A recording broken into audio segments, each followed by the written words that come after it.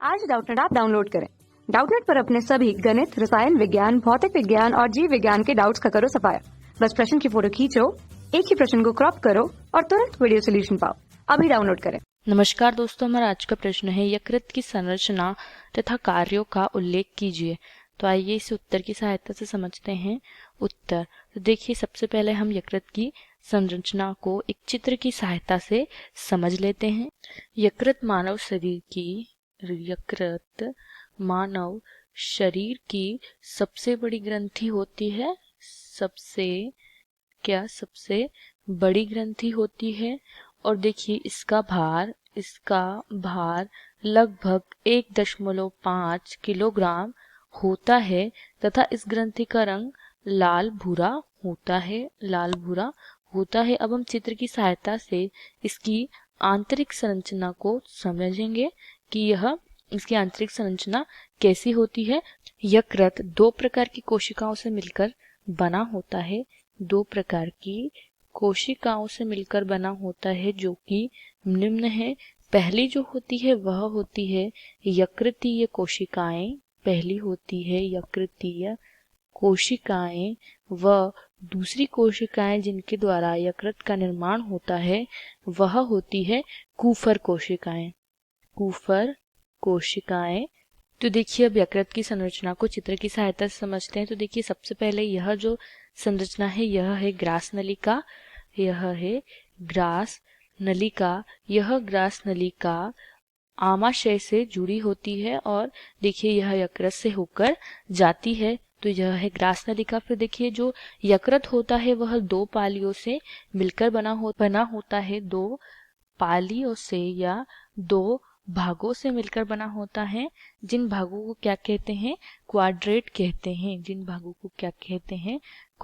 कहते हैं। अब यह दो पालियां, देखिए, एक पाली जो होती है वह होती है बड़ी पाली और एक पाली जो होती है वह होती है छोटी पाली। तो देखिए, यकृत का यह दाईं ओर झुका हुआ भाग यहाँ से यह क्या होता है? बड़ी पाली होती है और यह जो शेष भाग बचता है यह होती है छोटी पाली। फिर उसके बाद देखिए, यह आमाशय होता है जो कि यकृत से जुड़ा होता है। और देखिए, इन छोटी व बड़ी पाली को जोड़ते हैं कुछ संयोजी ऊतक द्वारा। यह छोटी व बड़ी पाली देखिए यहाँ से संयुक्त रहती है। और देखिए, यह दोनों पालियां जिन संयोजी ऊतक द्वारा जुड़ी रहती हैं उन्हें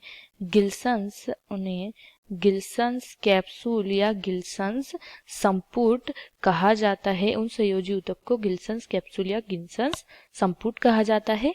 अब उसके बाद देखिए, कुछ पित्त कोशिकाएं होती है जो मिलकर क्या करती है? पित्ताशय का निर्माण करती है। मिलकर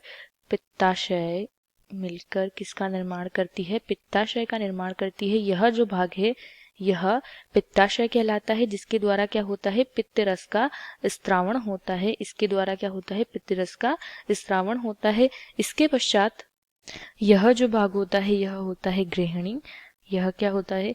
गृहिणी, जो कि किससे जुड़ी होती है? आमाशय से जुड़ी होती है। और यह जो भाग होता है यह होता है अग्नाशय। यह क्या होता है? अग्नाशय होता है। और यह गृहिणी और आमाशय होते हैं। तो देखिए, यह थी यकृत की संरचना। अब हम यकृत के कार्य देख लेते हैं कि यकृत किन किन कार्यों को संपादित करता है। तो देखिए, पहला कार्य जो है कि यकृत की कूफर कोशिकाएं क्या करती है? वह आरबीसी यानी लाल रक्त कणिकाओं का क्या करती है? भक्षण कर उसके द्वारा किसका निर्माण करती है? पित्त रस का निर्माण करती है। यह यकृत का सबसे महत्वपूर्ण कार्य होता है कि यह क्या करता है? पित्त रस का निर्माण करता है। यह है इसका पहला कार्य। फिर देखिए, यकृत का दूसरा कार्य क्या होता है कि यह हमारे शरीर में क्या करता है? ऊर्जा बैंक कहलाता है। यह शरीर में क्या कहलाता है? ऊर्जा बैंक कहलाता है। यह ऐसा क्यों कहलाता है? क्योंकि यह देखिए, पाचन क्रिया के फलस्वरूप बने अतिरिक्त ग्लूकोज को किस में परिवर्तित कर देता है? ग्लाइकोजन में परिवर्तित कर उसे क्या करता है? संचित कर लेता है किसी बैंक की तरह, इसीलिए इसे ऊर्जा बैंक कहते हैं, संचित कर लेता है तथा ऊर्जा की कमी होने पर या ऊर्जा की आवश्यकता होने पर यह पुनः क्या करता है, पुनः संचित ग्लाइकोजन को ग्लूकोज में परिवर्तित कर देता है। पुनः किस में परिवर्तित कर देता है, ग्लूकोज में परिवर्तित कर देता है। तो यह यकृत का दूसरा कार्य हो गया। अब हम यकृत का तीसरा कार्य देखते हैं। तो देखिए यकृत के अंदर, यकृत में क्या होता है कि यूरिया व अन्य उत्सर्जी पदार्थों का क्या होता है, निर्माण होता है, व अन्य उत्सर्जी पदार्थ जैसे अमोनिया आदि का क्या होता है, निर्माण होता है। इसके बाद इसका चौथा कार्य यह होता है कि यकृत कोशिकाएं हानिकारक जीवाणुओं को, यकृत कोशिकाएं क्या करती है, हानिकारक जीवाणुओं का भक्षण करती हैं, हानिकारक जीवाणुओं का भक्षण कर उनको क्या कर देती हैं, नष्ट कर देती हैं। कौन, यकृत कोशिकाएं, यकृत कोशिकाएं। तो यह यकृत का एक और महत्वपूर्ण कार्य होता है। और पांचवा जो कार्य है यकृत का, कि यकृत कोशिकाएं प्रोथ्रोम्बिन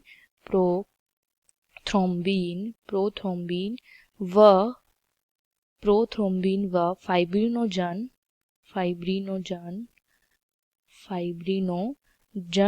जो कि क्या होते हैं, रक्त प्रोटीन, जो कि क्या होते हैं, रक्त प्रोटीन का क्या करती है, संश्लेषण करती है। यकृत कोशिकाएं क्या करती है, रक्त प्रोटीन का संश्लेषण करती है और इनकी ही द्वारा क्या होती है, रक्त का थक्का जमने जैसे महत्वपूर्ण क्रियाएं क्या हो पाती है, संपन्न हो पाती है इन प्रोटीन के द्वारा। तो देखिए इनका निर्माण कहाँ होता है, यकृत में होता है, थ्रोम्बिन व फाइब्रिनोजन का। तो यह थे यकृत के कुछ मुख्य कार्य। हमारा प्रश्न यही समाप्त होता है। आशा करती हूँ आपको यह प्रश्न समझ आया हो। इस वीडियो को देखने के लिए धन्यवाद। कक्षा 6 से 12वीं से लेकर नीट, IIT, JEE वो एडवांस के लेवल तक 1 करोड़ से ज्यादा छात्रों का भरोसा। आज ही डाउनलोड करें डाउटनेट ऐप या व्हाट्सएप करें अपने सारे डाउट्स 8400 400 400 पर।